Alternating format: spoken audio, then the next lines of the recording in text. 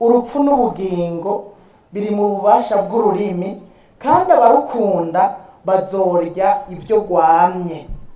Ni ijambo dusanga mu gitabo c'Imigani 18 umurongo wa 21.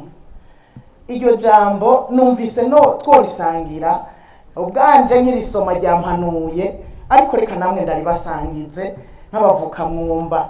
Nshaka kuvuga ku rurimi, umunwa Imana yarawuduhaye, yarakoze, kandi umunwa uradufasha. N'ijambo ry'Imana rivuze yuko umunwa urimwo ububasha buduhesha ubugingo, urimwo ubushobozi bushobora kuduhesha ubugingo, ariko kandi bikaduhesha n'urupfu. Mu yandi majambo, ururimi turukoresheje neza ni ikintu ciza cyane, kizoduhesha ubugingo, kizoduhesha kubaho, kizoduhesha iteka, ariko kandi turukoresheje nabi bizotujana mu rupfu. Rero ururimi rurafise ubushobozi. Abanyamwumba, icyo nagomba rero nuko tworukoresha neza ururimi rwacu, tukagabanya akarimi, tugakomeza ibikorwa. Turamutse tuvuze naho tuvuge amajambo mazima ashobora gufasha uyumvise, kuko birashoboka yuko uvuga amajambo ariko agasambura uyumvise. Birashoboka kuvuga amajambo ahindukira icumu uyumvise. Birashoboka kuvuga amajambo ashobora gusambura umuntu ayumvise akamererwa nabi, bigatuma buri inzira acamwo, bigatuma abura haca kubera amajambo wamuvuze wewe. Abanyamwumba twigore, kubera akarimi karasambura ingo, karateranya imiryango.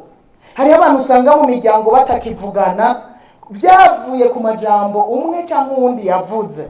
Ugasanga hariho abantu batagicana uwaka, badashobora guhana n'amazi yo kunywa, byavuye mu majambo. Imana idufashe, uyu munwa Imana yaduhaye, aka karimi ni gato. Hariho umuririmbyi yaririmbye ku radio ngo aka karimi mubona naho ari gato karateranya, kakajyanisha imiryango. Rero abanyamwumba, twiyubare mu byo tuvuga. Ahandi uwo mwanditsi yaranditse aravuga ngo urinda akanwa kiwe n'ururimi rwiwe, umutima wiwe aba wurinze amagorwa. Nagiye gusanga somye ijambo akarimi, umunwa, bishobora gutuma bidukwegera amagorwa. Ugasanga turi kwegeye amagorwa twebwe nyene, tuyakwegewe n'akarimi kiwacu nyene, atari nakuwundi kiwacu. Mwari muzi yuko ku karimi ushobora kwijana mu munyororo wewe nyene, kubiciye ku karimi gusa ukadusangwa uri mu munyororo. Biciye ku karimi gusa ukadusanga bagukuye mu kazi, byaturutse ku karimi. Biciye ku karimi ugasanga n'uwahora guha ibikorwa umufasha kubera azi kuvuga cyane, nawe akeneye umuntu w'umwizigirwa atavuga amajambo menshi. Ugasanga akazura kabuze, bya bikorwa wahora ufasha umuntu niyongere kubiguha kubera karimi. Abanyamwumba rero twiyubare, tuvuge make.